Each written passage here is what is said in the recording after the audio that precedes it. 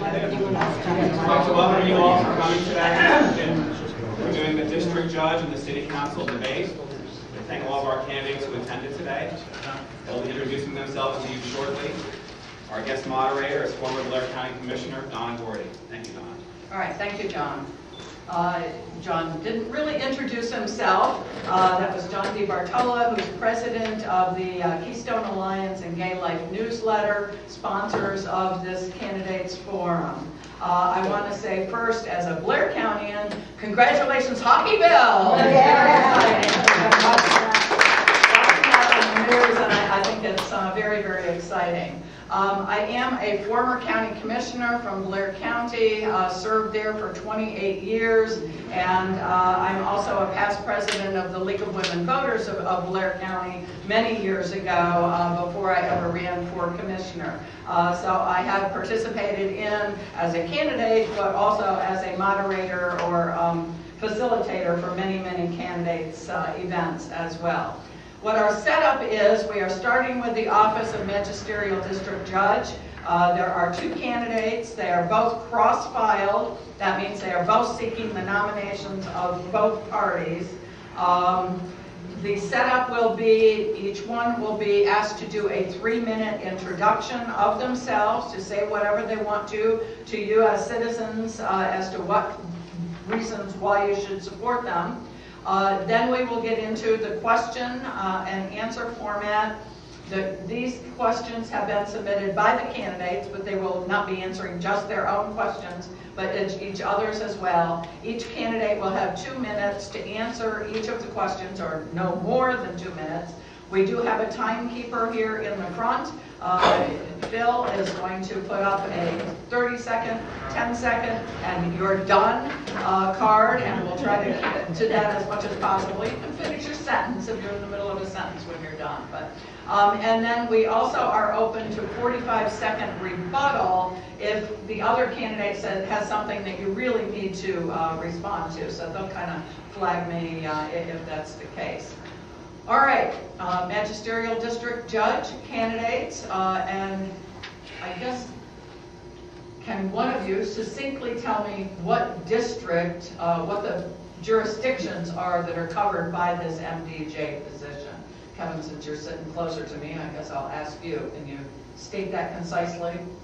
Roxbury. Roxbury. Hornerstown.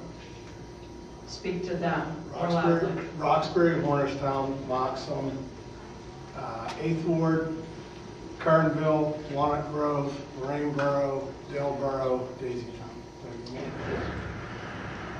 All right, thank you. Any corrections or additions? No, you need to. All right, good. All right, we'll do the 3-minute intro, and there's no particular, we didn't, okay. So, Jeff, since I called him that, would you, this is Jeffrey Kresic, and will you do your 3-minute introduction? Yes. I'm Jeff Kresic, a lifelong resident of the district that we're both running for, the District 47103. I lived here since I was age 1½. I went to Commonwealth Valley High School, graduated, received a football scholarship to Edinburgh University, in which I received a criminology degree and a minor in sociology.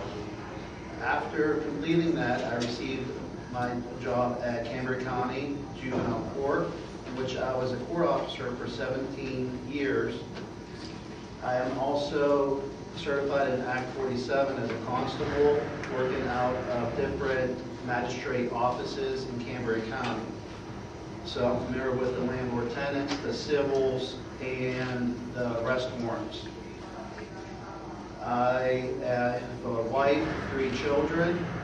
One's a senior, planning on going to Robert Morris after this year. And my other one's in 7th grade, and my daughter is in 5th grade. That changes everything. And I just want to thank everyone and all this great crowd, and thank you personally for having us, Kevin and I, here to debate today, and hopefully everything goes well. Thank you. Kevin, introduction. Yes, my name is Kevin Price. I'm a candidate for District Judge 47103. I was born in Hornerstown. I lived at 727 Oak Street. I'm a city boy at heart, and in my life. And I live in Roxbury, and I've been there for about 18 years. I have 3 beautiful children, Madalena, Savannah, and Gavin, and that is the reason why I am here today. I'm a county detective, and I'm the field supervisor of the Cambria County Drug Task Force. I have over 22 years of law enforcement experience. I've been endorsed by several organizations, to include the FOP, the Flood City Lodge number 86. I'm here today to talk to you about our future, our children. They are our future. Over my long law enforcement career, I've investigated everything from traffic tickets to homicides. I've seen firsthand the destruction drugs and violence has done to our families and to our communities. For over 22 years, I've learned a great deal, and I've listened and educated myself about the difficulties that we face today. My experience has taught me compassion and accountability. It has taught me understanding and fairness. It has also taught me how to be just and make tough decisions in difficult times. I've committed my life to serving the citizens of Cambria County, to protecting a future that we hold close to our hearts, our children. That is why I am running to be your next district judge. It is time to step up our game. It is time to stop the violence. It is time to take our communities back. I have spoken to you today about my experience and my future. And as far as my experience, I believe and I feel that I, Kevin Price, have the most experience to be district judge. I have fought the tough fights, and most of all, I've been on the front lines of this fight, the violence, the drugs, and the destruction, for over 22 years. Now, as for my future and about all of our future, meaning the children and the young people of Johnstown and throughout Cambria County. It is our duty to protect them. It is our duty to guide them and to learn from past mistakes and to teach them. They are our future, and as district judge, I will protect them, and I will help guide them, and I will teach them. I am asking the citizens to help me take my game to the next level, to help me move up that ladder of justice. I will never give up the fight. I will be hand in hand with you, fighting to protect our community, fighting to protect our children. Thank you. And just one thing I would like to note, that magisterial district judge, even though it has a judge in the title, is not an office that one needs to be an attorney. You both heard these 2 gentlemen have some court experience, but you do not need to be an attorney to be a magisterial district judge. There is a training program that whoever is a successful candidate will have to go through. Have either of you been through the training program prior to becoming a candidate? No. No. Okay. Sometimes people do pursue that before they run, thinking that it will give them an edge, but just to make that clear. Okay, first question submitted by Kevin Price, and we'll ask Kevin first. What can you do, and I'm going to rephrase these just slightly, what can you as an MDJ do to clean up neighborhoods, our neighborhoods? Well, as far as the district judge position goes, it's part of the system. And the system is very simple and laid out. It may not be perfect, and believe me, I work in the system and it's not perfect all the time. The community is the first sort of wheel on this train. Without the community helping law enforcement, without law enforcement doing their job as far as investigating and making arrests, and as far as the prosecution when it comes to the district attorney's office and also the district judges, they have to be held accountable. They have to understand as far as the crime and what's going on, as far as the different types of the criminals that we have. And there are first-time offenders, there are different criminals as far as the hardened criminals that are repeat offenders. And as district judge, people might think and they might say, well, you know what, district judge can't do too much. You got the law, you got to follow the law. Yeah, that's correct, you do. But you also have to understand, you have to enforce those laws. I have seen too many times where cases get waived up to court in exchange for unsecured bond. Okay, so that means basically, okay, there's a crime that was committed, there's an arrest made, or there's a deal made at the magistrate level, and those individuals, okay, we'll waive it up, we don't have to have a hearing, but I want my guy out of jail. That happens every day. That needs to stop. There has to be some, I guess, I don't know, accountability when it comes to that. That does not make our streets safer. It really doesn't. We have to be accountable. We have to be part of this will that we have to make our streets safe. Can you repeat the question, please? What can you as an MDJ do to clean up our neighborhoods? I was just confused with the word clean up, because I was thinking that meant like white, or does it mean crime in the streets, or community? However you choose to interpret it. It could be Well, all, any and Kevin, all of that. Clean up the streets, I'll treat it as the way Kevin answered. I believe at the magistrate level, you only listen to the facts and have to have an open mind. You listen to both sides, the defendant, the police officer, and the criminal, and you have to come listen to everything and make an educated decision on that case. Now, as far as holding people accountable, I'm all about holding people accountable for their actions. In juvenile court, what we did was implement a program for juvenile offenders that owed restitution but couldn't pay for their restitution. The parents couldn't pay it, and the juveniles had no access to a job to pay the restitution. In order to hold them accountable, we found different projects throughout the community to benefit the community as a whole, beautify the community, and therefore we received the monetary amount that we received in juvenile court and made the victim whole that way. So that way they're held accountable for what their actions were, the victim was paid in full, and they're distracted. So, I mean, I do believe across the board hold everybody accountable. Thank you. Thank you. Our next question was submitted by Jeff. What educational background do you have that you believe makes you qualified to serve as a magisterial district judge? Like I said, I graduated from Commonwealth Valley. I played football my whole life, which taught me the work ethic and working as a member of a team.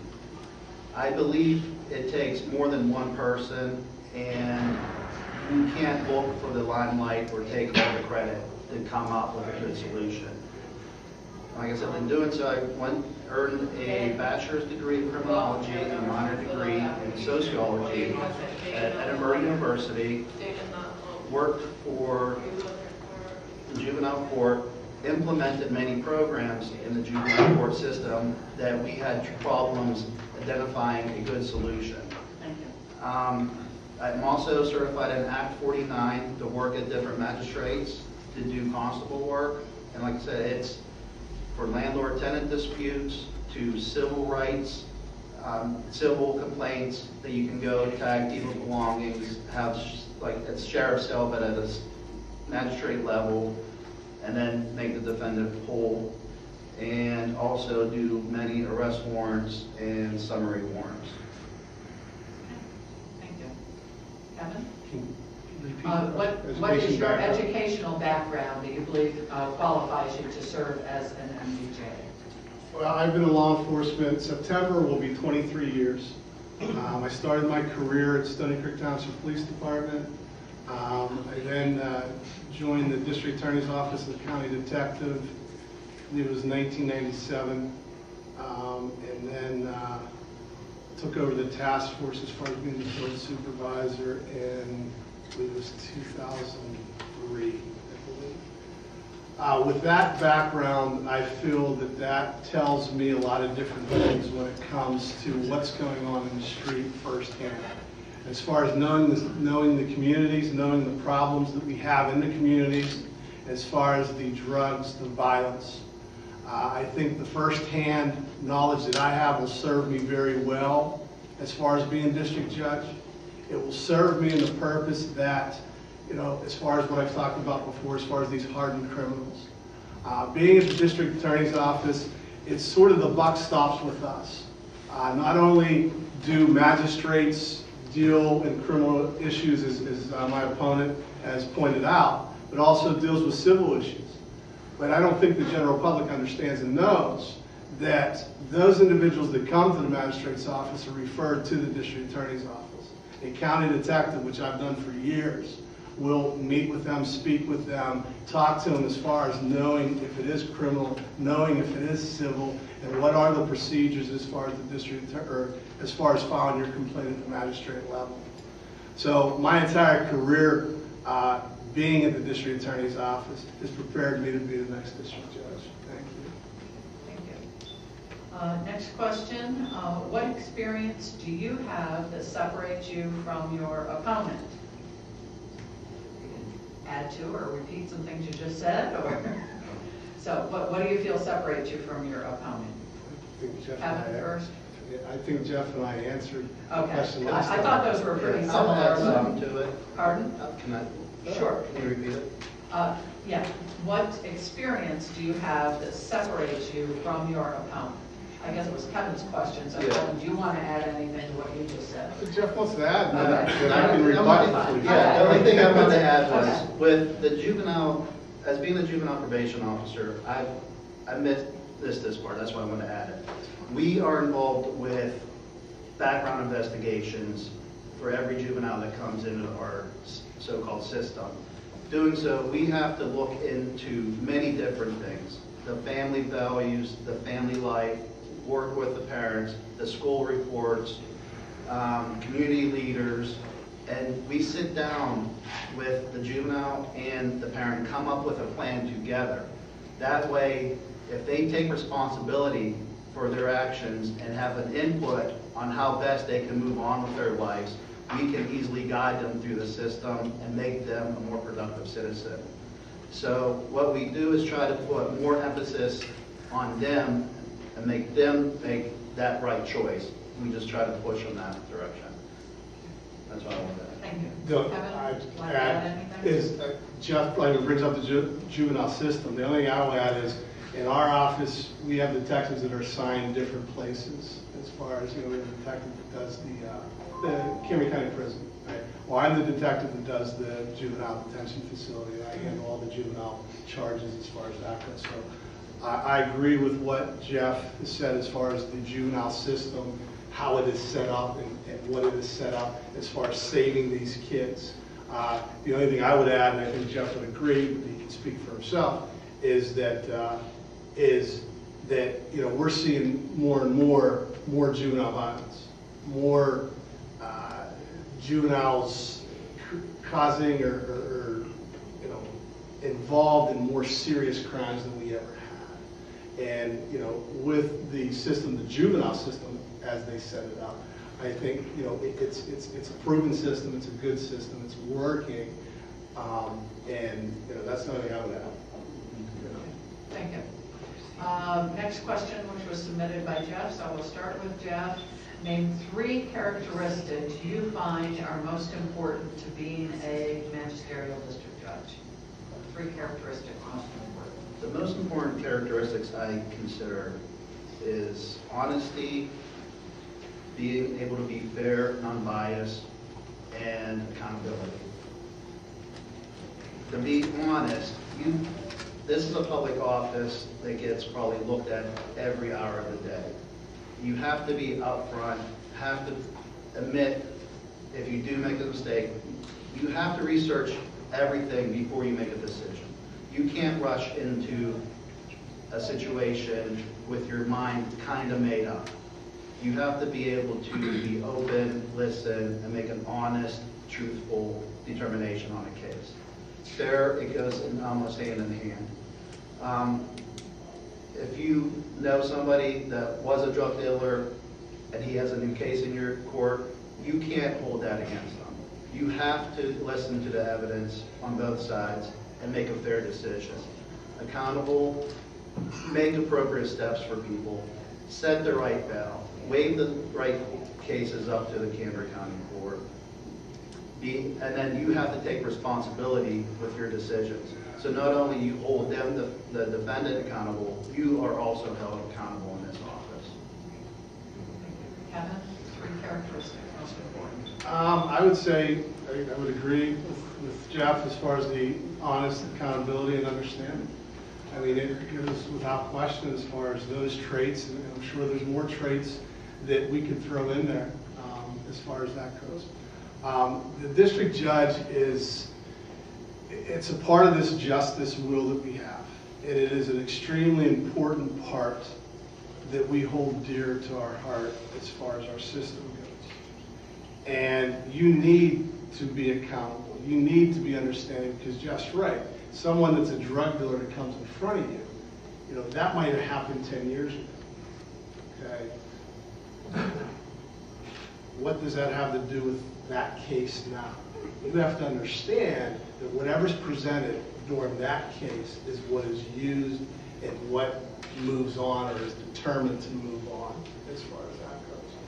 So understanding the system, understanding that the hardened criminals as far as bond goes, bond is for someone to make sure they appear for court. Also, there is an issue out there that it's for the safety of the general public. If there's a drug dealer from New York that has no ties here, that has no job, no purpose of being here other than selling drugs and bringing violence to our streets, his bond should be higher. That's something that you have to be accountable by and also understand. That's what I would have. Thank you. Well, and that last point kind of flows right into the next question, which was submitted by Kevin. As a magistrate, what is your philosophy in dealing with hardened criminals? What we have to understand and what we have to know is, everybody makes mistakes. Everybody, some people may end up getting arrested or charged. We have addicts out there, for example. Addicts, we have issues. Our issues are very simple. We have a drug problem, we have an epidemic, and we have violence that's following this drug problem. We have individuals that are getting arrested every day. These individuals are addicts. Are they the hardened criminals? No, they're not. But they are causing us problems. They're causing us problems with the thefts that they do, as far as the crimes that they commit to feed their habit. Is it going to work to throw them in jail and throw away the key? No, it's not. It's not. You have to have an understanding where you have to separate those addicts that, we need pretrial services. We need probation involved as far as their case goes. We need rehab. We need an impact right now. And then you have to understand that not only do we have the addicts, and we have to separate them as far as these hardened criminals, we have individuals that their only purpose is to come here and make the easy money and to sell drugs and bring the big city violence that they think works here and it doesn't. We need to treat them totally different. And we got to be able to separate what we're doing with the addicts to the hardened criminals. And as far as the hardened criminals, we need to hold them accountable for everything that they do. And if that means their bond is high, extremely high, then you know what? Magistrates need to step up. District judges need to step up. Cambria County Court of Common Pleas judges need to step up. Because that's the only way we're going to save our neighborhoods. Thank you. Thank you. Jeff, your philosophical approach to dealing with hardened criminals. I'll start where Kevin started off, as not with the hardened criminals, but like he said, the users. I firmly believe in trying to help an individual versus throwing everyone in jail. Jail's a great thing, but it's not good for everybody. An example that I can refer back to is a juvenile probation officer. If I had a female client that was pregnant, that had 50 hours of community service to do, I would place her with a Planned Parenthood or with beginnings or a parenting class in the school, and they would teach them the basics of being a mother. They would teach them how to fill out maybe a WIC form, how to change a diaper, how to breastfeed, the bare necessity to get them through the childbirth and treat the child as like a person. I would count that as community service. So I can see that being more influential on that individual and benefit the community in the long run by looking at a different way and a different approach. So not everything's black and white. Everything has a way to work. Now, as far as the hardened criminals, yeah, I agree.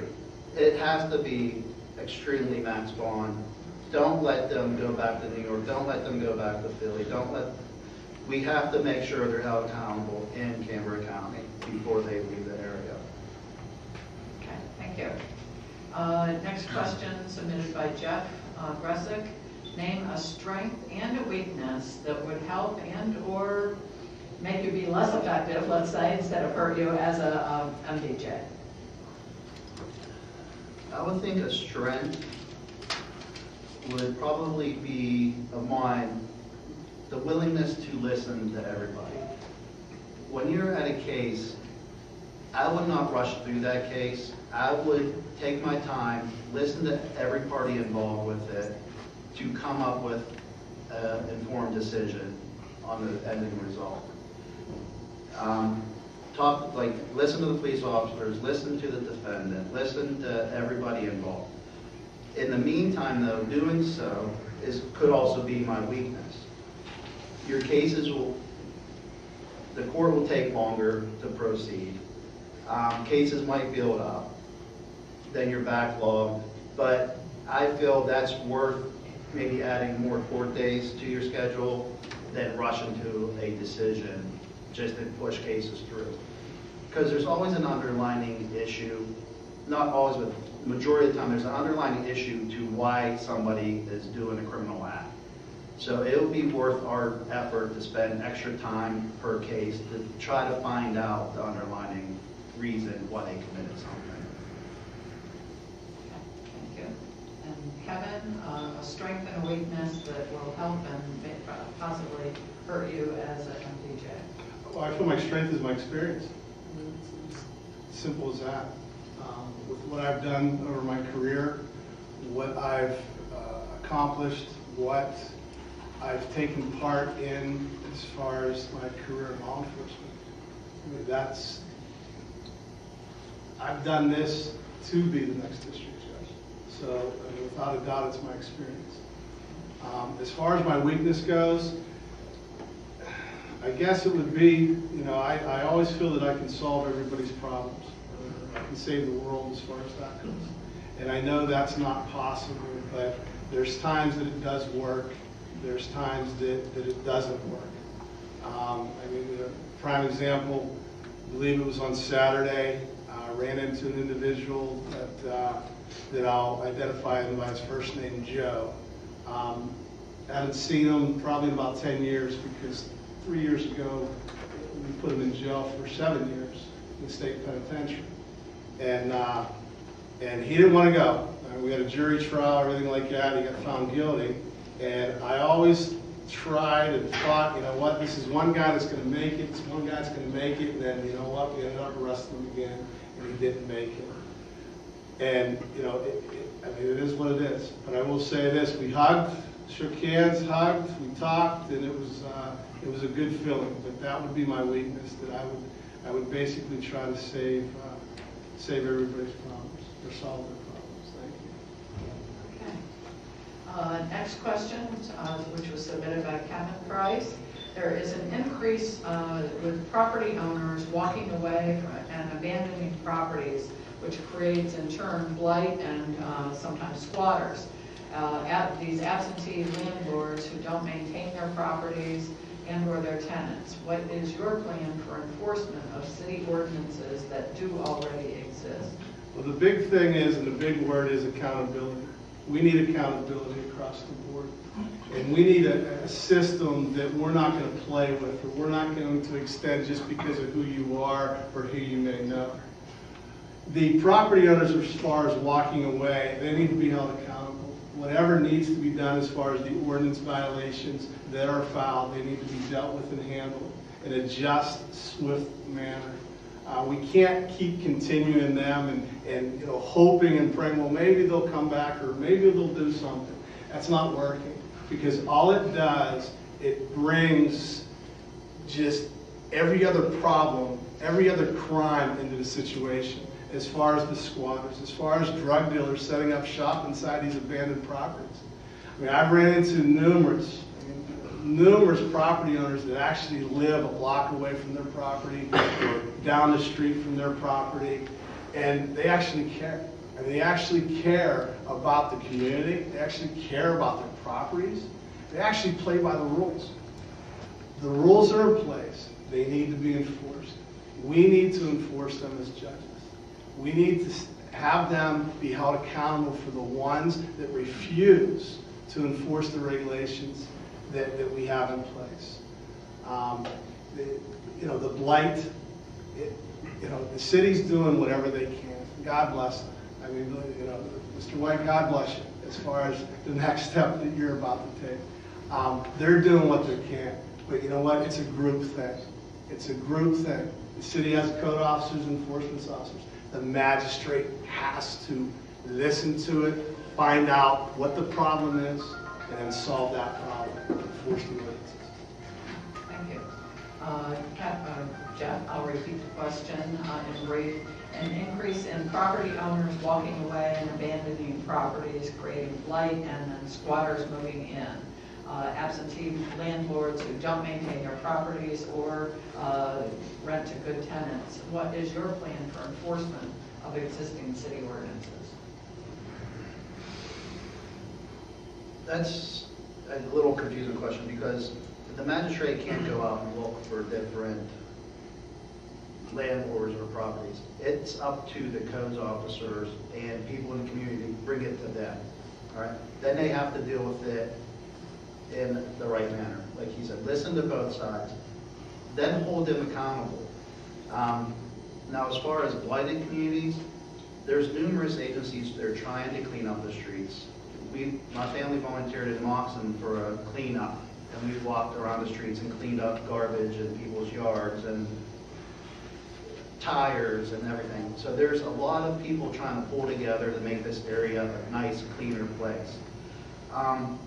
But I believe that kind of falls on the city council also, with the law passed by Tom Corbett in 2012, allowing government to take control of blighted areas by canceling tax liens and to be able to reissue for meaningful, responsible owners of that property. So that's another step to deal with the blighted situation. As far as out-of-town landlords, they are responsible for a safe environment, and they're actually responsible to make repairs requested to that house. Now, if it's turned in as a complaint to the district judge, it is our responsibility to make sure that the landlords are held accountable to fix those problems and to address the safety of that building. All right, thank you. Next question submitted by Jeff Gressick. When a defendant appears before you, what factors would you consider when setting the bail? And then an additional question, if an irate person came to your office, how would you handle it? Okay. The bail, I'll run through these quick. The bail I would treat similar to a background investigation, but a very short one. You'll have to ask if they have prior criminal record. That will play a factor in setting the bail. If they're employed, who their employer is, I will consider that also. How long they lived in the area, relatives in the area that could keep an eye on them on the streets if they are released without bail. The risk of them showing back up to court and the seriousness of the crime committed.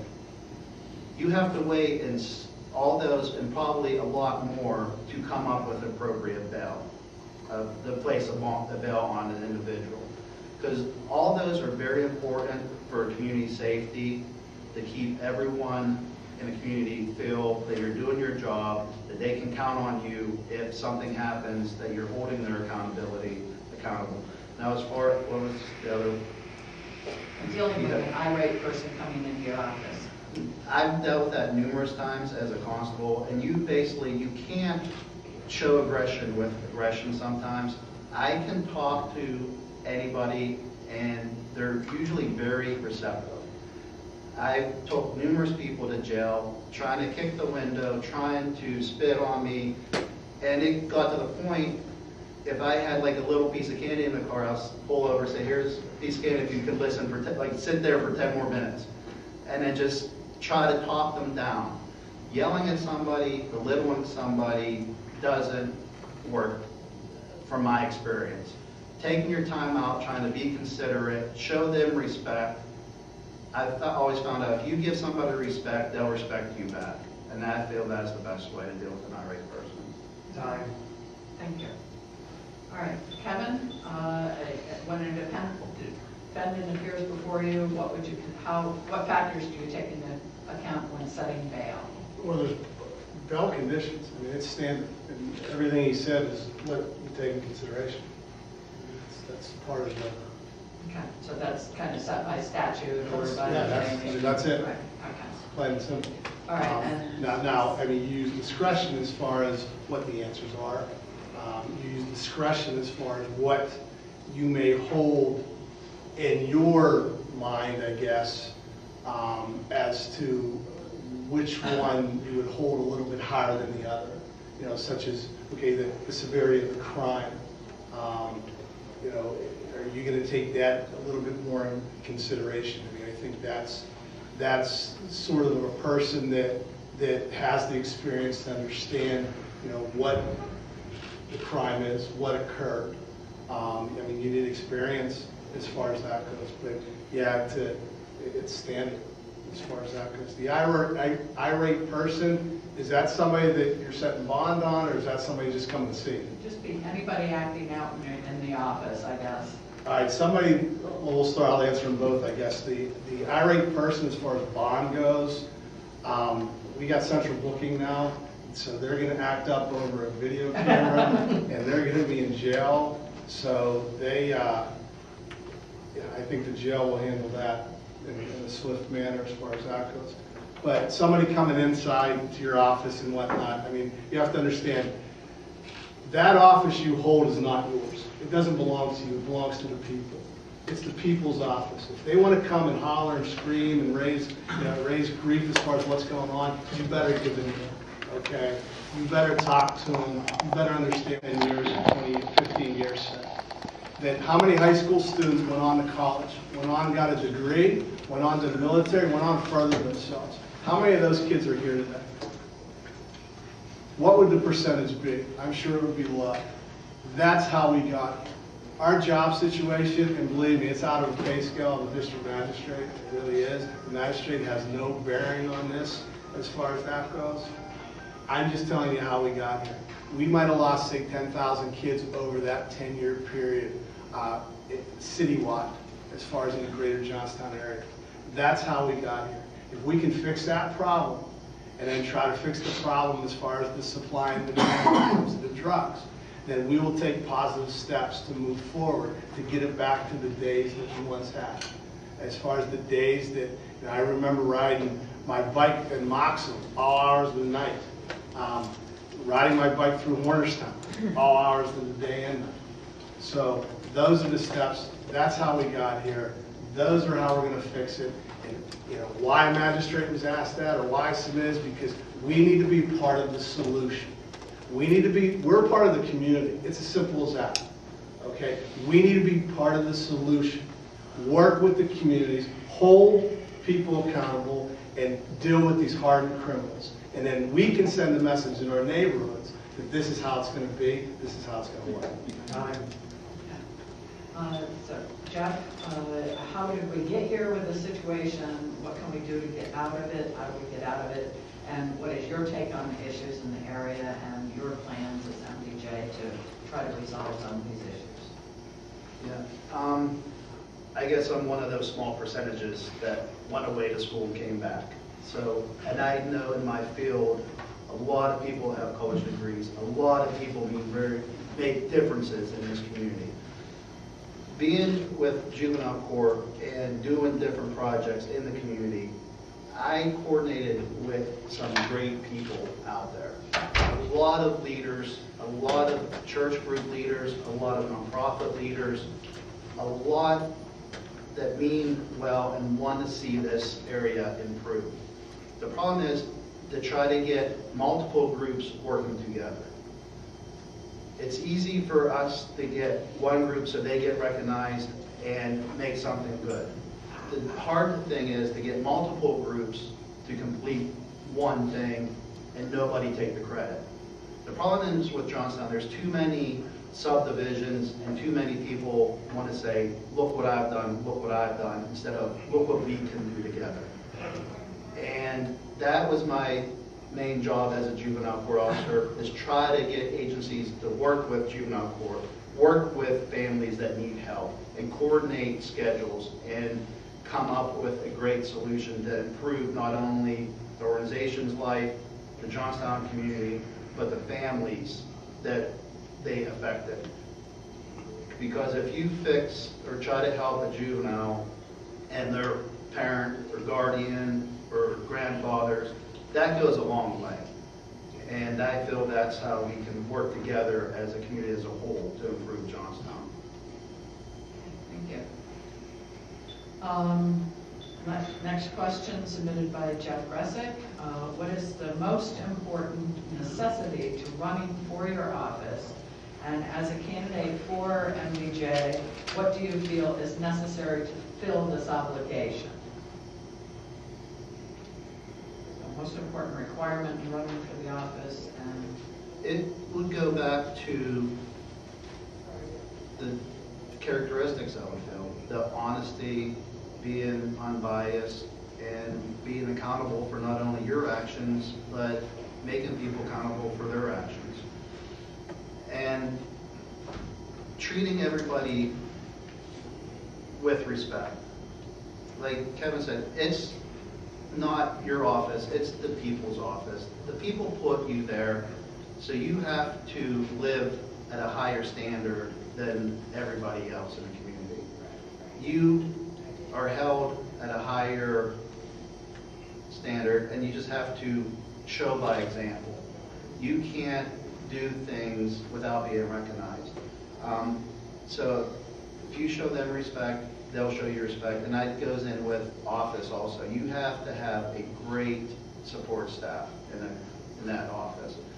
If you have a support staff that they don't care, or it's just numbers, that affects everything, that all the operations throughout the county, because then they'll get that bad taste. Like we always had a thing at intake. You have to show respect at intake, because if you don't, they'll think you're biased and you don't give them a fair chance throughout the whole system. So the first contact is through that doors with support staff or with you on front of on a bench, and that goes a long way. Okay. Kevin, what is the most important requirement to running, or necessity to running for your office? And as a candidate, how do you feel? What do you feel is necessary to fulfill this obligation? I agree with what Jeff said. It goes back to the characteristics as far as the question that was asked earlier. I mean, honesty, accountability, the understanding of the office. Not to re-answer everything that was said as far as that goes. Those are the requirements. I mean, it's as simple as that as far as that office. As Jeff said, I totally agree, and I stated it before. It's the people's office. It's as simple as that. It doesn't belong to one person. It belongs to the people. The people are going to hold you accountable. They're going to hold you to the characteristics that we've laid out. That's as simple as that. And one last item. I have been told that there has been some communication with voters, Kevin, with allegations directed at you, alleging misappropriation of funds and assaults. Would you care to address that in this forum? No. Okay. Jeff, anything you? The only thing I would say, that did not come from me or any committee member that I belong to. So that's nice. That's nice of you. I'm being honest here, and you're. So if it's true, hopefully the truth comes out. If not, then so be it. But I have nothing to do with that. Thank you. All right, we will do our closing comments. And since What's wrong? excuse me, since Jeffrey made the first opening comments, we'll start with Kevin to do the closing. Pardon? 2 minutes. 2 minutes of closing comment. 2 minutes. I'm sorry, 1 minute. Look at my own notes, 1 minute closing. You ready? Kevin? Yep. I would like to thank everyone for coming and having this forum. John, you put a lot of work into this. I give you credit. Good for you. This election is about one thing. Election is about one choice. Plain and simple. You got experience or you got a name. That's it. I believe that I have the most experience to be the next district judge. I've run a positive campaign, and I will not sink to the level of negative politics. It is time to solve problems, not throw mud. It is time to take our communities back, not spread lies, half-truths, and rumors. It is time to step up and be accountable, not play dirty politics. By playing those games is part of the reason why we are in the position we are now. Everybody wants to point fingers and blame someone else. That's the easy way out. Let it be clear, I am not here pointing any fingers at anyone. I am here putting my opponents on notice. That I will not play dirty politics. I am here to say, let's talk about our experience, let's talk about our future, let's talk about how to save our children. There are kids dying. There are kids killing kids. If you want the job, you should understand that, because I surely do. That is what this election is all about. Nothing more, nothing less. Thank you. Jen? I can't help my last name's Gressick. I am my father's son. I have a college degree. I have work experience. I have experience in juvenile court systems and with different magistrates on how they run different offices. I am honest, fair, and I hold people accountable for their actions. I just want to get elected in this office and make sure it's with respect and that it meets. I won't go over my time. That's No, all. you take all time. Thank you. Thanks, John, and thank you for having us. Thank you all very much. We appreciate the attendance here today. We're going to do the district council candidates, but thank you very much to these two candidates.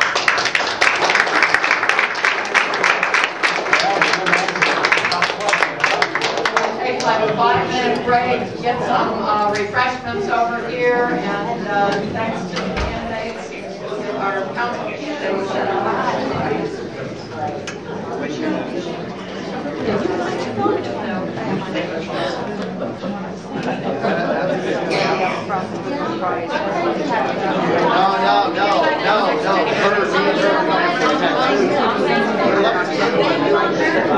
She's going to go home and she's checking out the last one.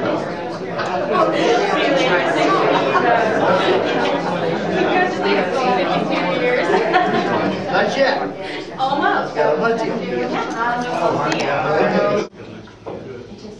All right, good afternoon. Again, I'm Donna Gordy, former county commissioner from Blair County. I served 28 years there, and prior to being county commissioner, I was active with an organization called League of Women Voters. I'm sorry I didn't mention this before so many people left. I didn't realize we would lose so much of the audience, but I did put up here some resources. The smartvoter.org, PA/state, gives you information about elections generally, about registering, about absentee ballots, about how to find out your candidates, and those sorts of things. The PALWV is the League of Women Voters of Pennsylvania. They publish a voter's guide, which is nonpartisan in nature and is an excellent source to look for all the statewide judge candidates, because they're probably names that you've not heard of, and besides going to your own party and who they may have endorsed, the League of Women Voters information can be very helpful to you. Also, in that regard, the Pennsylvania Bar Association rates all the different judge candidates for the appellate courts, the Commonwealth Court, Superior Court, and Supreme Court, and they rank them either as highly recommended, just recommended, or not recommended. So that is another great source that you can go to in dealing with all of those long lists of candidates on each of the ballots. The race that we are here to discuss right now is Johnstown City Council. It is a 4-year term that is up for attainment. On the Republican ballot, there is only one on the ballot, and on the Democratic side, there are 4 candidates on the ballot, so I'm very disappointed that more candidates are not here. It is a vote for no more than 2 situation, and we have with us today Jim White, who is one of those 4 candidates seeking the Democratic nomination, and again, you vote for no more than 2. And we have Joseph Toronto, did I say it right? Okay, who is seeking the Republican nomination by way of write-in.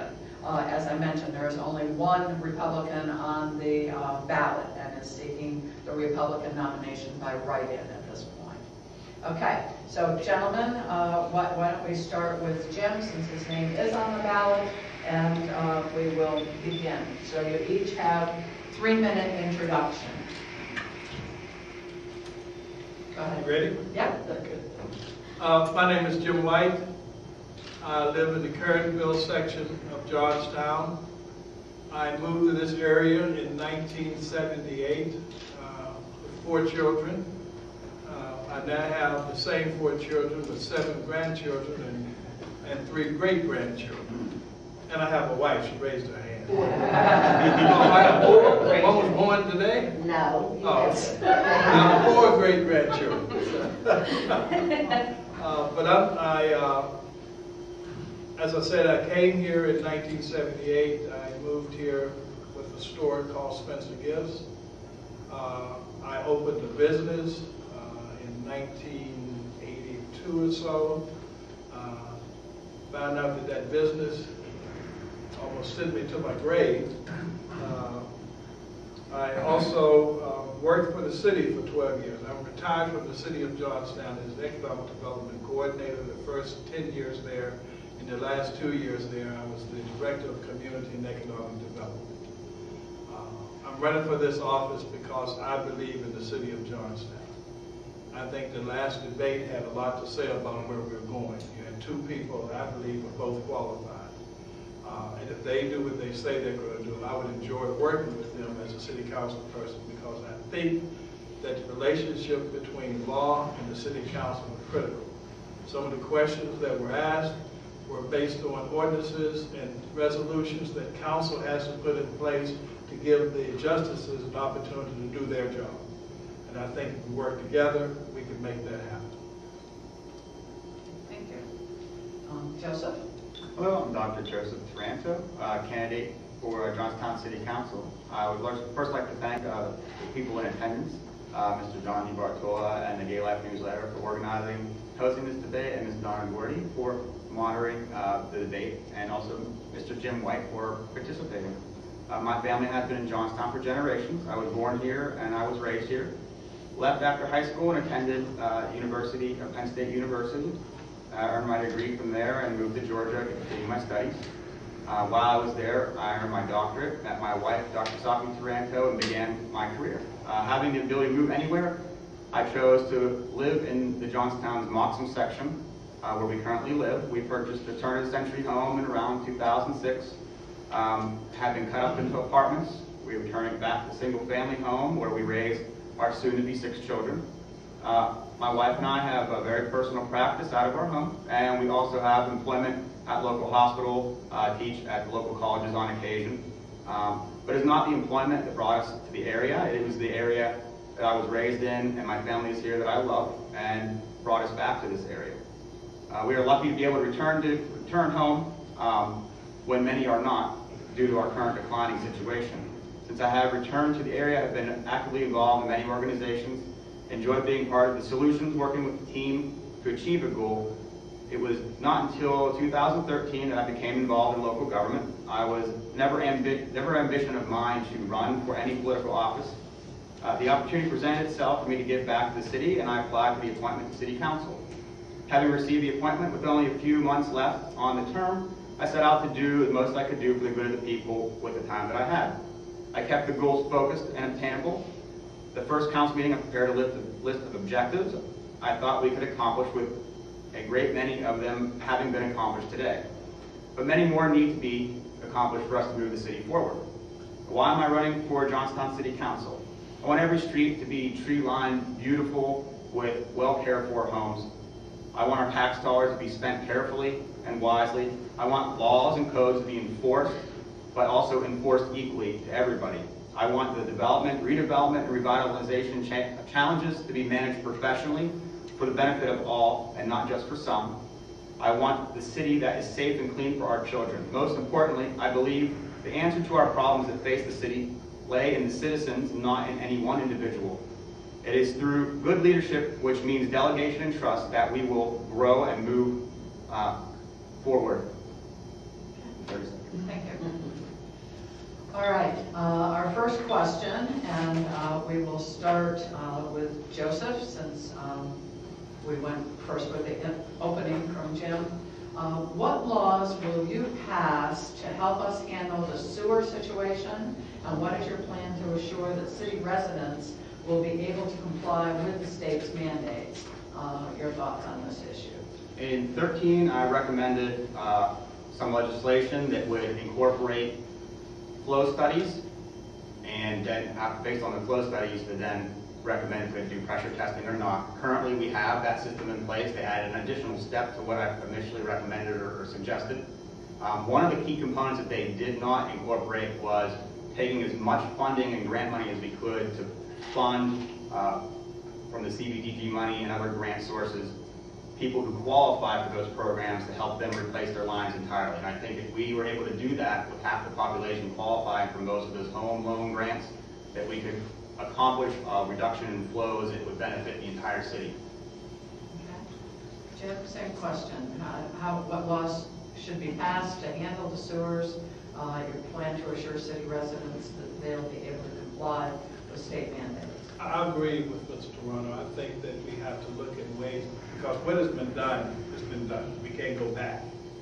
We can move forward. And how do we help those people that are low income and cannot afford doing the pressure testing? So consequently, I agree with what he said. We should look at our CBDG funds, which I was in charge of for the years that I was at the city. I think we need to look at that and see where we can help those low-income people to pay for the expense of putting in the new system. Okay, thank you. Next question, and Jim will go first on this one. The residents of Coopersdale are afraid that the city will pass a rezoning ordinance. What are your thoughts on this controversy, and would you support the rezoning? At this point, I'm not sure. The Planning Commission, of which I'm now going to be a part of, I was appointed to the Planning Commission, made a recommendation to the City Council. I think we need to take that recommendation, take a look at it. I drove over to Coopersdale, and zoning was also something I was involved with when I was at the city. At this point, I looked at that property. If you look around that area, you will see that it's so densely with commercial businesses. But the Planning Commission made a recommendation to council to make it residential and not allow for the business to go in. I think we can look at that, what is the best, in the best interest of that neighborhood, and what the neighbors ask it, and make a decision from there. Thank you. Joseph, similar question, rezoning of Coopersdale. I was part of the Planning Commission when that vote took place, and I was penned the Secretary's response against the rezoning of that property. The problem I found is it was a twofold. It was not just a commercial property going in. It was a commercial, it was changing an R1 to C1, which wouldn't have been the biggest of a deal, but it was also changing the code of commercial 1 to include heavy industrial from M3 to allow for landscaping businesses, and this was across the entire city. And I know you probably didn't know all that information. I happen to be on the planning commission, so I know a little bit more detail. But he wanted to change the entire C1 commercial zoning for the city to include landscaping services, which is typically a M3, which means a sheep by residential thing could have fertilizers, backloaders, and heavy machinery, which I found unacceptable. A commercial C1 and an R1 residential are supposed to work together, be as small shops that service residential areas, and that definitely wasn't something. So just changing it to commercial would be one thing, but the citywide changing of the zoning was, I think, inappropriate. Next question, and we'll start with Joseph this time. What was your plan to deal with blight? The city has estimated to have 900 condemned structures, several hundred more that are also dilapidated but not yet on the list. How would you plan to address this issue? We need to work together with our authorities, housing and redevelopment, to where the redevelopment authority is actually doing redevelopment, not just managing a sewer plant. If we were to actively take over properties, clear liens, taxes from them, and then put them back out onto the property, or back out so people can own them and make them part of their property, or make developments, package them up like a land bank, get them into the hands of people who want to develop, that would take care of one avenue of blight. Actively, when I was on, for a brief time I was on council, we introduced or brought up the Act 90 legislations and things that we can actively pursue landlords that had problem houses and blight, tearing them down. We need to probably put more than $100,000 a year into tearing down houses and move that up. After we tear the house down, then we can go after owners for it, but we can't do it in the reverse, so we have to actually commit more funding to doing blight remediation. Okay, Jim? Can we, question? Sure. Well, we're not set up for that at this point. Of course you're not. The rules were established prior to the debate. They were discussed prior to your arrival. There may be time for questioning from the audience at the end. Let's follow up afterward. Sure. Thank you. All right, Jim? From the blight side, what Mr. Toronto said, 900 blighted properties on the roads. That was part of the question. That was part of the question. If you take the average cost of demolition of a blighted property, which is $5,000, and you take that up 900 times $5,000, there's not enough CBDG money, there's not enough general fund money to get ahead of blight. So we have to decide, one, and it takes so long to get control, even with Act 90. There's a process that you go through, one, to acquire the houses. What we tried to do was get the owners in and allow us to take control of that property. They don't lose the ownership of that property. They still own it. But they give us the right, the agreement to tear it down with some of our CBDG dollars. But I think what has to happen is there has to be a plan, economic development, housing plan to deal with these empty properties. Can we build new houses on them? But again, if you try to go to the commercial side, we're going to get into a zoning issue again.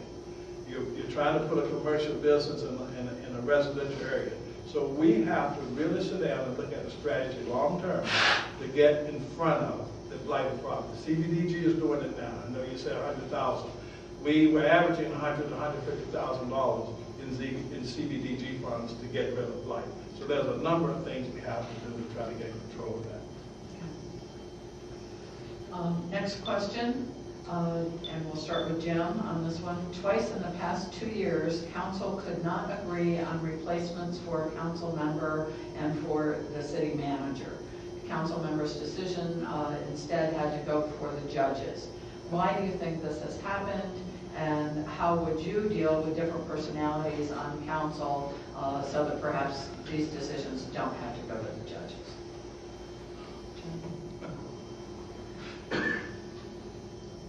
I can say now that I don't belong to any organization that has political agendas. I am an independent person. Anyone knows me knows that.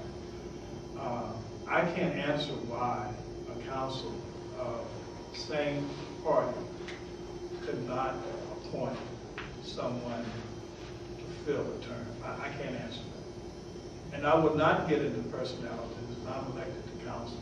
I get into what's right and what's wrong with this community, what's right for the neighborhood. If a solution comes up, that's a resolution or an ordinance, my job is to make sure that it's not detrimental to the city of Johnstown, this economic growth. I will not get into petty politics. I agree with what you have to say about having the two separate sides. It always seems like there was a fight. Looking at evaluating each decision independently and making your vote on that, and not picking a side to vote with, but picking what you're voting on based on the facts in front of you is the way to do it. How people act and want to be, I don't think one individual can change them. Thank you. Our next question, we'll start with Joseph.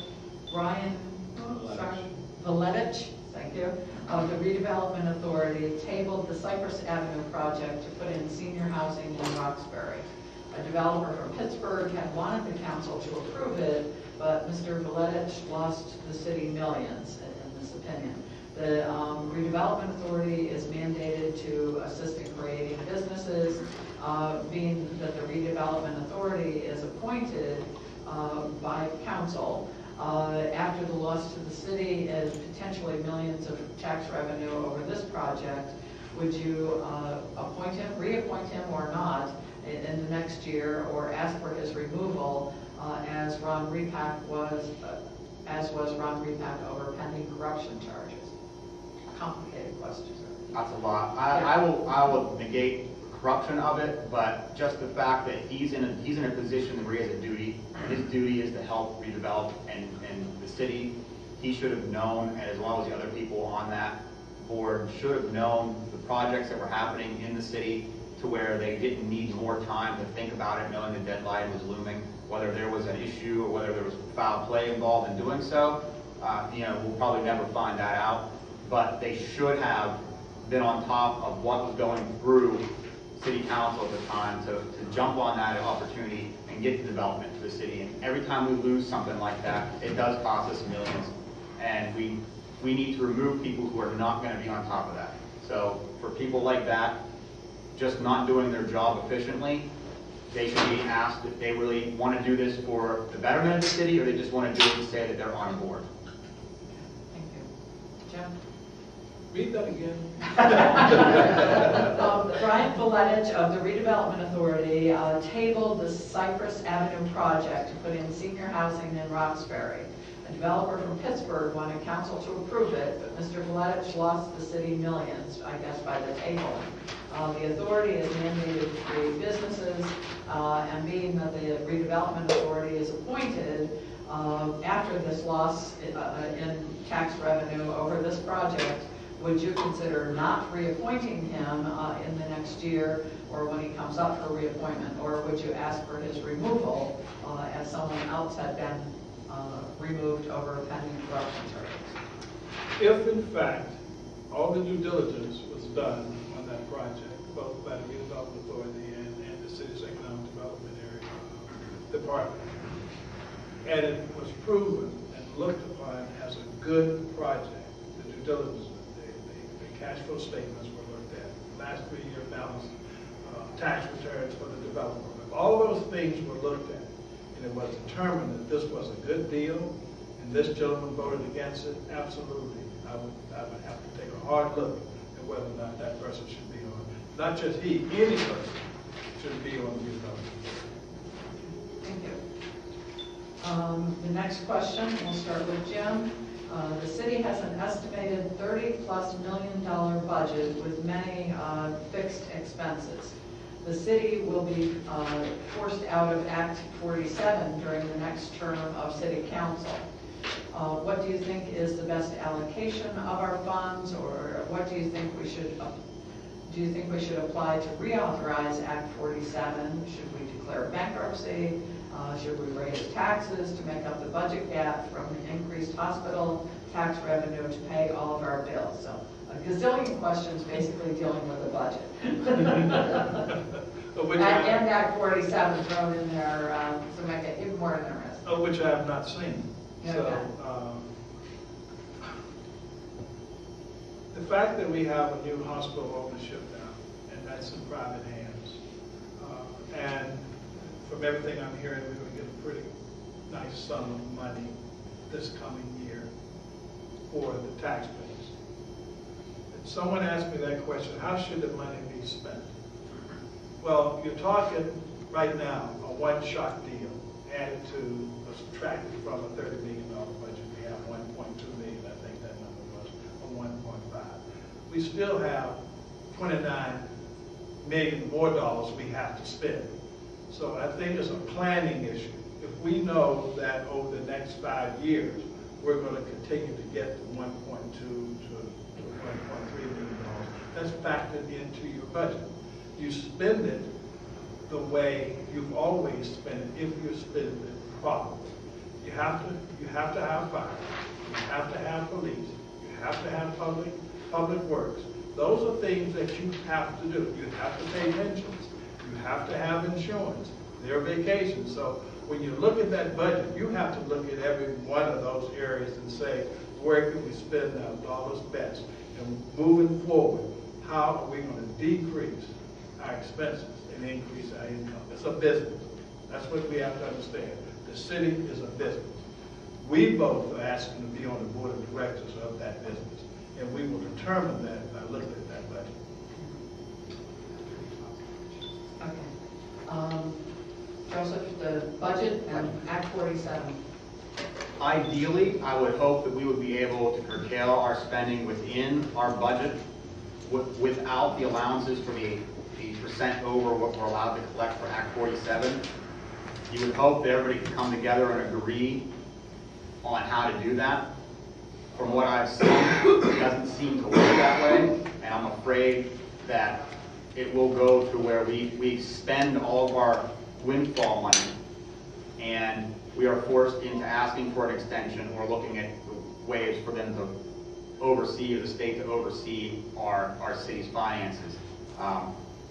You would hope that it wouldn't end up that way, but we had an issue just 2 years ago, and the same thing. We could have curtailed some of our spending and worked our budget better, and it doesn't seem that we're doing that. And there's only 2 seats that are up, so you have the other group of people that are still on there that are going to do the exact same thing. I'm not sure if we're going to get the results that we want. We're going to get and ask for an extension, or we're going to be forced into a receivership, is my guess. Would I love to idealistically take the budget down to where we can manage it? 100% yes. Do I think that we'll have the intelligence to do so and the foresight? We haven't had the foresight thus far. That's why we're where we're at. So, Jim, did you want to add? Yeah, I think there's one thing we have to also clarify. Act 47, the state has not given us money under Act 47. What Act 47 does is allow the municipality to move up in the pecking order when you apply for grants. It allows the city manager or mayor to negotiate at a different level when you negotiate with fire and police. But it's, and we get a little bit of money, but the bottom line is 90% or 99% of our income is coming from our real estate taxes.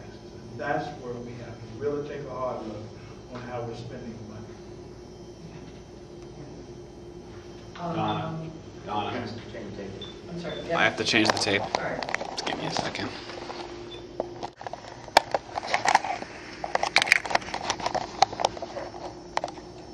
Okay, you're good to go. Oh, that's a refresh. All right, our next question, and we'll start with Joseph. The crime report released said that we need more police to combat the drugs and crime in our community. Do you think the solution to drugs and crime is more police? And how would you handle these problems, or what legislation or ordinances might you introduce? I think we just hired on a couple more police officers, and I think there's a good level to have, but I don't think continually adding more police officers is the answer to crime. I think they address a symptom of the problem. I think the problem is our economics and our blight issue and the general decay of our city in general. We need the police and we need that support service, but we need to address the infrastructure of our city, the dirty word of beautification for the city, the streets clean, having people moving in to the area, people wanting to buy new houses and having families come in. That kind of change is going to bring about the decrease in crime and drugs in our city, not necessarily putting more police onto the streets. Do you need police? Yes.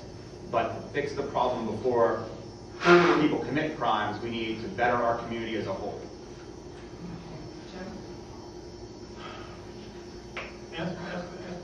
The crime report said we need more police to combat drugs and crime in our community. Do you think the solution to drugs and crime is more police? And how would you handle these problems? What ordinances might you introduce? Crime in the city, any city, is a complicated area. I think that, and we sat down with the crime commission, I was a part of that. We came up with about 10 or 12 recommendations. I don't know the real number here. And I talked to Representative Bobbin last week, and I said, I think we need to reconvene the crime commission. And let's look at those recommendations, see which ones have been implemented or tried to be implemented, which ones are still realistic, and try to move forward from there.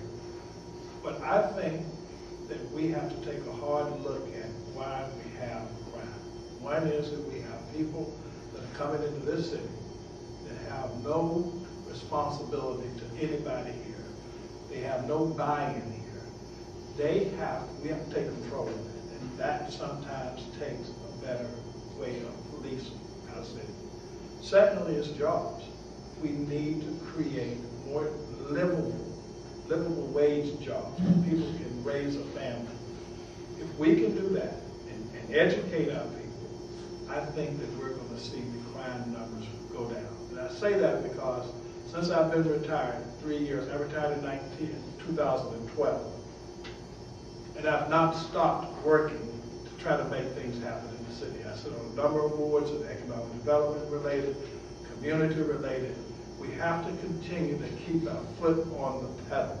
We cannot let up. We have to do all the things that we're talking about: education, economic development, crime. We have to do everything we can to get everybody to work together to make something happen. And I see that happening now. Don't get me wrong. I think there are more positive things going on in this city than people give it credit for.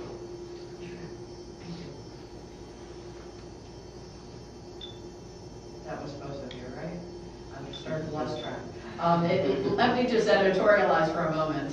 There is something called Communities That Care that I was involved in Blair County that basically assesses the different risks in the community, in this case Johnstown City or Cambria County, and then recommends evidence-based programming, whether it's in the school, in the organizations, or in the community at large, to try to address those problems. I would recommend everyone look into Communities That Care. I know it does exist here in Cambria County, and it's a prevention methodology and intervening before crime patterns get set. So I'll just take that brief editorial moment. All right, our next question, and Jim will be first on this one. Do you like the current form of government, or would you want a strong mayor form of government over city manager? Do you like the current number of council members serving at large? If not, why? And should there be term limits? Do you think we should consolidate the city with the neighboring areas? Again, like 8 questions rolled up into one. Form of city government and the potential of term limits or consolidation. Okay, let me take the last word in my first, consolidation. I moved here in 1978 to the area. I lived out in Gaylife, Adams County. The word consolidation seemed to light such a fire people in this area. And not just here, throughout the county. So trying to consolidate at this point, I don't know if I would even make the effort, to be very honest with you. Form of government. It's not the form of government that you have, it's the people who run the government. You can have a strong mayor and weak council and still have bad government. So I think that the government that we have, the form of government that we are now working under, has had its problems, has had good times, bad times.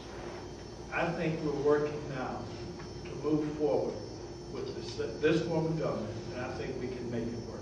I think council, has kind of come to the conclusion that you cannot do things the way you used to. Perception, if you're acting like a circus, people see that. I tell people all the time, when I was working as the economic development coordinator, one of the things that was a barrier to economic growth was how council handled itself. So I think that this form of government is fine as long as you have good people operating the government. So I don't see a change necessary. Okay, thank you. Joseph? All right, all that question. What was the end at the end? Well, the last was consolidating the city with neighboring areas, but the rest of Completely it agree was with- form of government, term limits. Okay, the consolidation aspect, I think it would be a benefit, and I have to agree that it's a dirty word, and no one's going to want to do it. So could we pursue it? Yes, but I don't think it will go very far. As for the form of government, I think an at-large election at one time, this area was not an at-large election, and we have this skewed representation in the city, and we have pockets of neglect. Well, a lot of neglect, and we have pockets of less and more neglect. And also with having a mayor that's an elected position that's responsible and accountable to its citizens, I think would be more appealing form of government. So I would not like an at-large, more of a representation for an area, and then a mayor that would be accountable to the citizens. I think, but again, any form of government, if it has bad people, is going to be bad, and I agree with that 100%. But I think it's more able to be changed under under a mayor, a strong mayor form, as opposed to what we have currently. Okay, thank you. Next question, and we'll start with Joseph. Having more young people in the area would help to revitalize the city. This area, unfortunately, has been plagued with unemployment, loss of jobs. How would you attract new jobs to the area, and what would you do to encourage development and business in the area? Business and development in the city of Johnstown, with our property tax being the highest in the county at like 52 mills and change, is very difficult because people aren't going to want to build and have to pay the highest taxes in the county.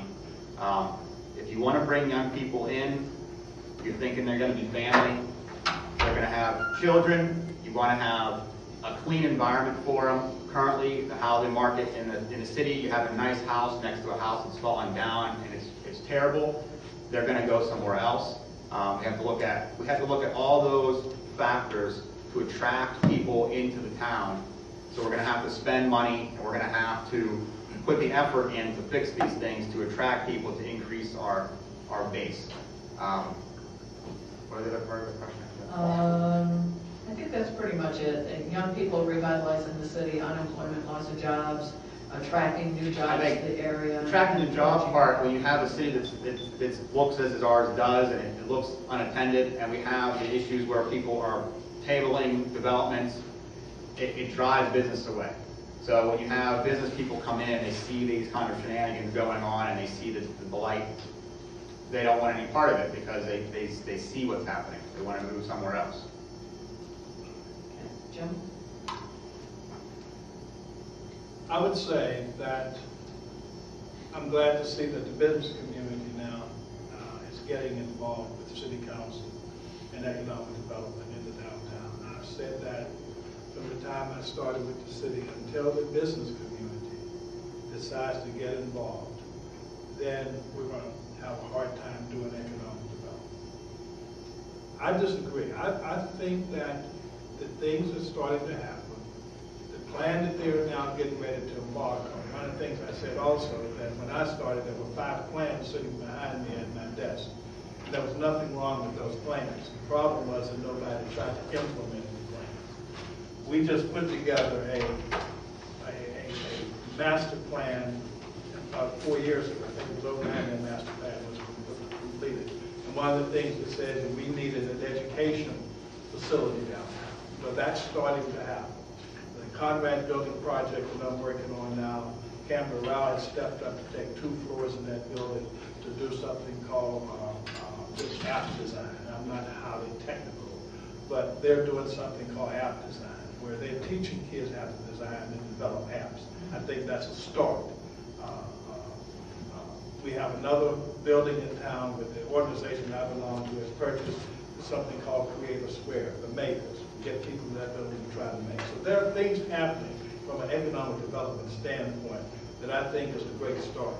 The corridor between Kernville and the hospital is another area for technology, research and development. We have a company sitting right there that's been there since 2008 that does bio-research. We need to get that intellectual knowledge and have him to help us. So I think we have a good future as long as we work together and stay out of the silos. We can't be in silos. We have to do this together. Thank you. Next question, and we'll start with you, Jim. The Crime Commission report recommended that City Council and the Housing Authority share a member. It was also under a recommendation that there be a moratorium on Section 8 vouchers occur. Do you agree with those recommendations? Say that again. Crime Commission report recommended that City Council and the Housing Authority share a member. So I guess the member of City Council would be also on the Housing Authority. I agree with that. And then there would, say I do agree with I do. Okay. And then there was also, I'm assuming that I'm reading this correct, that there was also a recommendation that there be a moratorium on Section 8, which is subsidized housing vouchers occur. So a moratorium on receiving more Section 8 vouchers. Do you agree with that? I don't know what the number is, but HUD normally sets that number based on what the need is in your municipality. And I think there is something to be said about Section 8 also. If you look around the city and you look at the Section 8 properties, those properties, when you get to codes violations and how the landlords handle them, well, number one, 3 strikes and you're out. If there's a drug violation or something inside of that property, you're gone.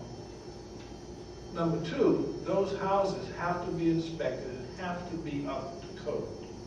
So consequently, if I had a bad landlord, a slum landlord, I would prefer the Section 8 opposed to a slum landlord. So I think we have to step back a little bit and decide how are we going to do this? To just say Section 8 is terrible, it's no good for our neighborhood. We have to be careful of that. There may be some good to Section 8. Not all, but some. There's also problems with slum landlords, who I had a problem with when I pushed through the landlord-tenant law. So we have to be careful how we paint that brush about whether or not Section 8 is bad or good. Okay, thank you. Joseph? Based on that first one where the Crime Commission asked for a city council member to be a part of the Housing Authority, that vote came up when I was on city council, and I am on the Housing Authority now. And I voted for it once, and I agree with it. And since then, we tried to be better communication between the housing and the city. We asked the city to accept us to do the Housing Authority to do inspections based on that landlord inspection, which I think is a great ordinance that you did. And it came out that the 3 years that it was there, there's only about 21 inspections that were done. So they're not really following through with it. As you said, the Section 8 has to be inspected federally, and it's double checked. In Moxham just alone, because I live there, there's about 2,300 units for housing. There's about 1,300 of them are rental units, and only 100 of them are Section 8. So we have a rental problem of slum landlords because they live around me, and one of my best friend's mothers is on Section 8, and one of my neighbors is the nicest lady I ever met. You know, she's on it too, So they're bad, of course, but they're not the only, I won't scapegoat them. So do we have to watch? Yes. Is there problems? Yes. But the Housing Authority does its job, and it's federally regulated as well. So there's not a lot we can do with that. Let me, one response to the inspection issue. That's an area that I really would like to take a look at is how we maybe change the model inside of City Hall, how we're doing those inspections with the new Landlord Law Act. Because we may have to look at really hiring someone else. I know we talk about hiring police, we talk about hiring firemen, but one of your key areas in your municipality is how are you enforcing codes? And you need people to do that. So maybe we need to take a look at that. That's one of the things that I would look at on council. Are we really providing the code inspectors with what they need, and do we have enough? So I would really look at that. We have 3 codes people, and I'm agreeing with exactly what you're saying. We have 3 codes people now. We hired an extra one. What we asked to do is what I picture is the city using its authorities to work to a cause. The Housing Authority already has federally trained inspectors. So I asked for the Housing Authority to put up a proposal to then give the City Council so that the Housing Authority's inspectors who are trained to do this would help the city to do what their job is, and the city wouldn't have to hire anybody. It's a very good plan. We presented it once in 2013, and we're presenting it again. It's still sitting at the City Hall waiting for anybody to answer it. So if you get on, make sure they answer.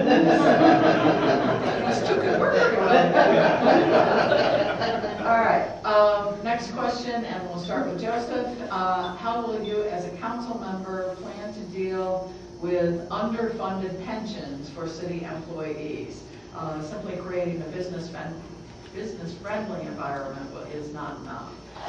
What are your plans to increase revenue specifically to support the pension plan? Me first. Yes, you first. Okay. To support the pension plan, one of the things I was looking at, we have the EITs, and the one that's allowed to be Say that in English. The earned income tax, and we are allowed to have what they call the commuter tax for people who live outside the city, which is something specifically for Act 47. If we were able to get our pensions within a certain level, like a 75% funded, there possibly could be a state program those pensions could be mixed into to help ailing cities like ourselves. Ours is well underneath that. And one of the things I proposed that didn't go through because I was only there for a short period of time and we didn't have a chance to really get into it, was to use the commuter one, which is basically the commuter earned income tax, which is basically only an Act 47 thing that can be levied to fund the pensions. Because if we get that up, that goes away, but then our pension obligation is no longer something that we have to worry about, because if we have to use the tools of Act 47 to get us out of the hole that keeps us in Act 47. Once we get out, we can get rid of the pensions, the legacy ones to the state, and have a bigger pool to pull from, and we can ease that off of the city of Johnstown. That's millions of dollars that the city would not have to come up with funds from our property tax. Thank you. Jim? I agree with that. I think we really have to take a hard look at particularly legacy costs, where that's going to be 5 to 10 years from now. The Act 47 allows you some breaks on that, but at the end of the day, the money that you take from here is the old thing, take it from Peter to pay Paul. You better look at it real closely of whether or not, what are we using those commuter taxes for now? I don't know that. I will try to find that out. I know it's going into the general fund. So if we're using that for general fund purposes, where are we going to get the money to replace that? Taxes, you're right, taxes are high, and nobody wants to see taxes raised. So that budget, the next budget that comes up, we're going to have to really take a hard look at what we're doing with that. Thank you. Next question, and we'll start with Jim. The city is facing a controversy over issuing a proclamation to the gay community. What do you see as the issue? Would you support and introduce hate crimes and non-discrimination legislation? I'm not sure we know how to have that kind of legislation. John, you would know better than me.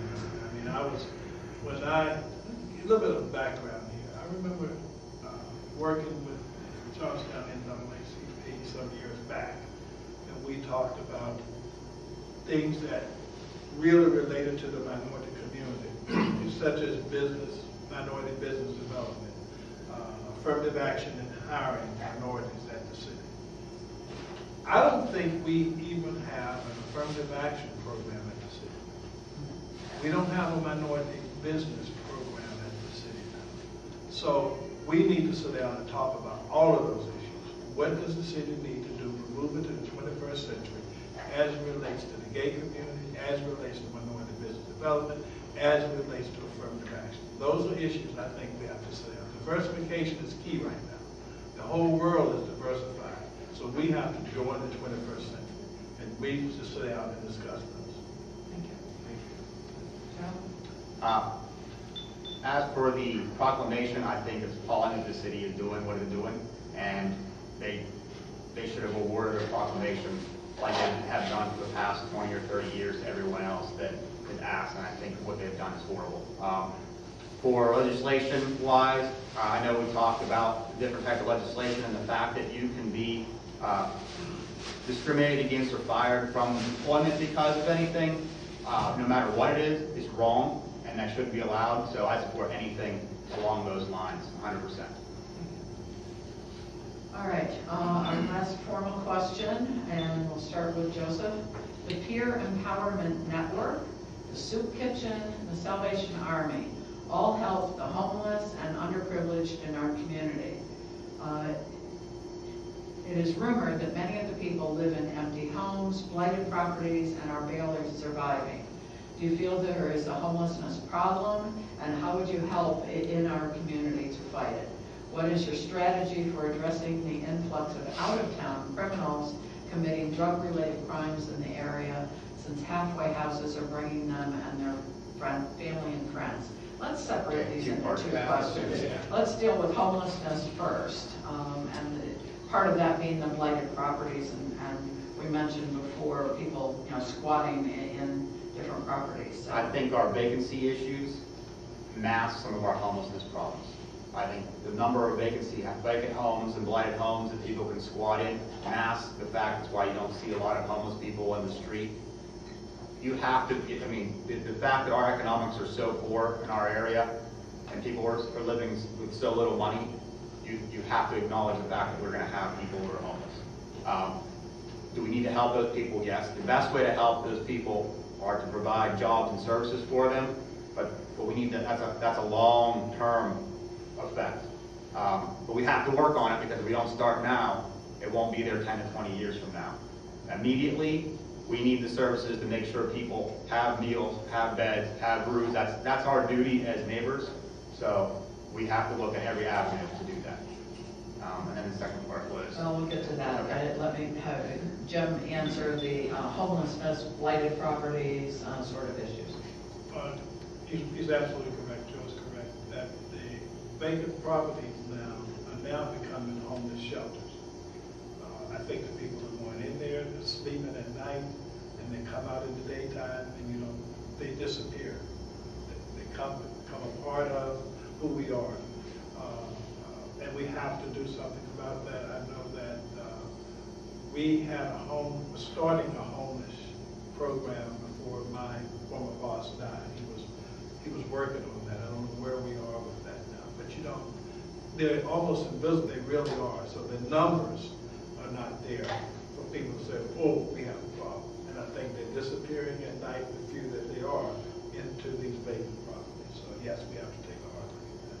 Okay. Then I'll start with you, Jim, on separating out the crime issue. What strategy would you suggest for addressing the influx of out-of-town criminals committing drug-related crimes in the area? And perhaps part of that is halfway houses where they are coming, bringing in, and then bringing their family and friends along. Well, if you look at the letters that were written from the city of Georgetown about the two halfway houses, and one is not a halfway house, one is a rehab program, the other is a halfway house. You'll see my name in there. I think we have have to move those somewhere. Do the people getting out of jail need help? Absolutely. Do they need a second chance? Absolutely. But I don't think it's good to have two facilities on one end and the other end of your central business district. I just don't think that should happen. I think we need to find some place that they have all the amenities, that they have a way to go out and find a job. That means transportation. So we sit down with the transit authority. If there are some people are saying we need to get something in Crescent, I don't know. I don't know the answer to it. I know that right now we need to take a hard look at it because it is not helping the central business district to have those two facilities. I just think we have to do something about it. And that creates a problem in that the people who are coming to town, you know, a lot of these people are not from Johnstown, but the people they're bringing here are relatives that have, again I say, if you come to this city and you're responsible, you want to work, you do work, you try to work, then we welcome you. But if you come to this city looking for drug deals, we're going to do something about that. We have to do something about that. To elaborate on what he said, I think it's also unfair to our city as well as them not having the unemployment numbers that we have. We already have more people than we can provide jobs to. If we had different economic factors in the city, then yes. But the way we are now, we can't find jobs for people who don't have a record or aren't going through rehab where they have to leave town. To bring these people in and then expect them to go find a job, we're putting them in a bad situation, I think. And I think it's unfair to them. I'm not against any kind of programs. I just don't think it's a good situation for them. Okay, thank you. That ends our formal questions, so I think we'll go ahead with the closing comments, and then if both of you gentlemen are willing, we could be able to take questions from the audience, if that's okay. It's now about 6 o'clock, so. Jim went first on the opening comments, so Joseph, you can go first on the closing, please. Again, I'd like to thank those in attendance, organizer Mr. DiBartola and moderator Ms. Donna Gordy. I especially like to thank Mr. Jim White for being brave enough to participate in this event. One has to wonder about those who are running for a seat on city council but will not appear in front of the people who they claim to represent. Are they afraid to show up and tell the truth of where they are at with the difficult issues that face our area? Do they show their arrogance and feel they do not have to debate the issues because they believe they have already won? On May 19th, you have a decision to make. I ask that you vote for those candidates in front of you today who are willing to take a stand and move our city in the right direction. There are 2 seats open this year for city council. I ask that you make a difference and make a write-in statement, or make a statement with a write-in in my name for city council. Thank you. Jim?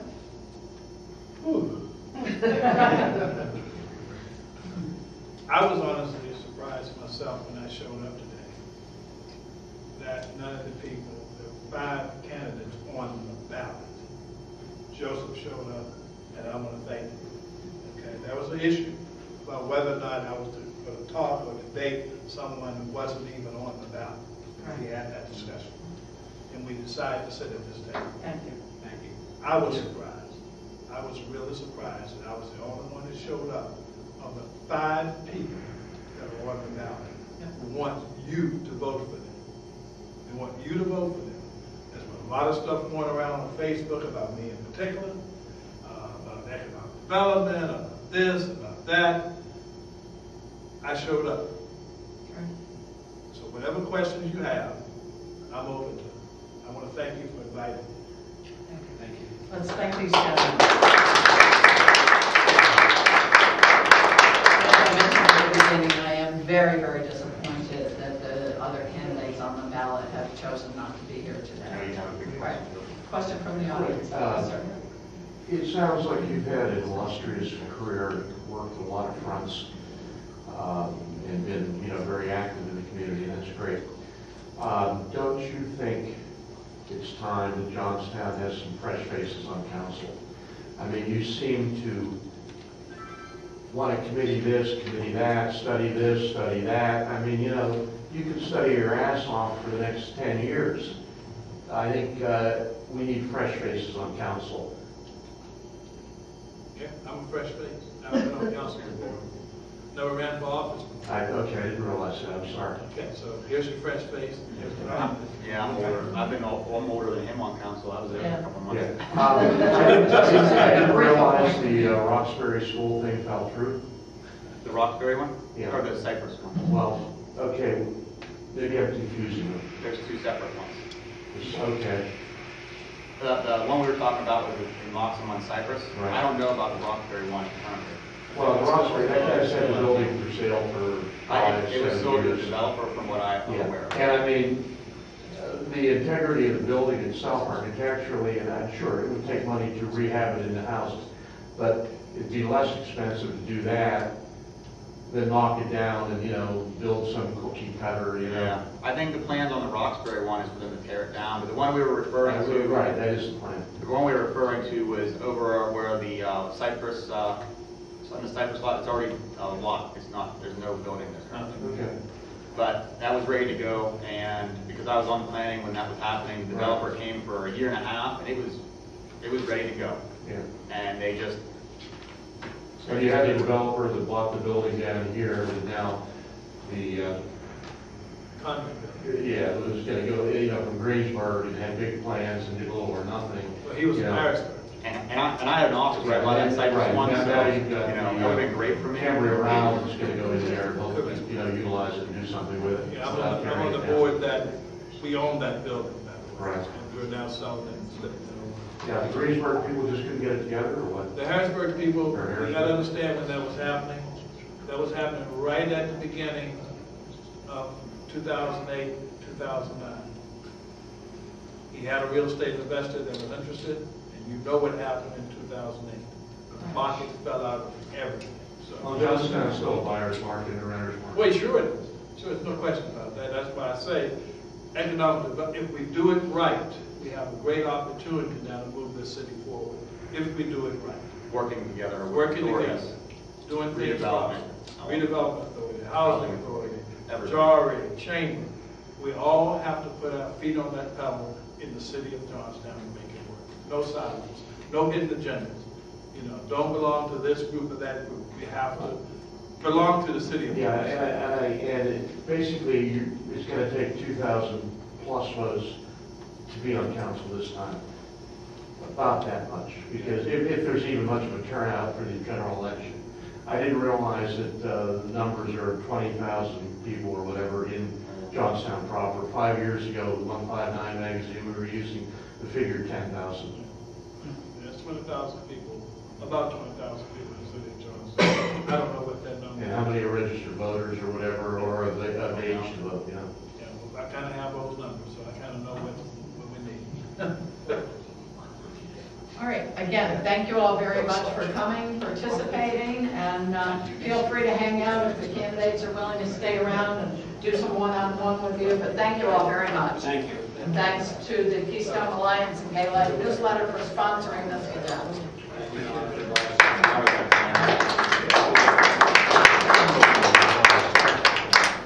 And if you guys need one of these, I have these to pass out. Take a look at.